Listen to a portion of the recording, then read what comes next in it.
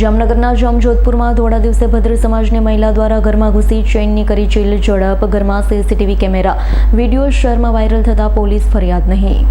જામનગર જિલ્લાના જામજોધપુર શહેરના હાર્દસમા ગાંધી ચોકના પાછલા વિસ્તારમાં આવેલ એક શ્રીમંત પરિવારના મકાનમાં ધોળા દિવસે વૃદ્ધા એકલા ઘરમાં હોય અને ઘરનું કામકાજ કરતા હોય. શહેરની ભદ્ર સમાજની મહિલાએ ઉપરોક્ત મહિલા વૃદ્ધના ઘરમાં પ્રવેશી અને જૂના ઓળખીતા છીએ તેમ કહી ઘરમાં બેસે છે. આ દરમિયાન મહિલા વૃદ્ધ દ્વારા ઓળખીતા હશે તેમ માની પીવાનું પાણી આપવું એમ પૂછી આ ભદ્ર સમાજની મહિલાને પાણી આપવા રસોડામાં લેવા જાય છે.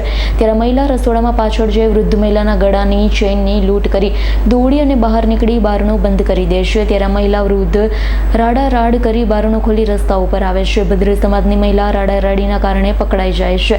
ધોળા દિવસે લૂંટની ઘટના શ્રીમંત મહિલા વૃદ્ધના ઘરમાં રાખેલા સીસીટીવી કેમેરામાં કેદ થઈ છે.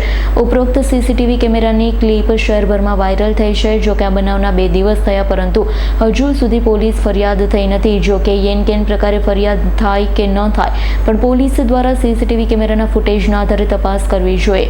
પોલીસ ઊંડી તપાસ કરે તો ભૂતકાળમાં પણ આવા બનેલા બનાવ પરથી પડદો ઉચકાઈ શકે તેમ છે. હર્ષલ ખંડેડિયાનો રિપોર્ટ S9 ન્યૂઝ જામનગર.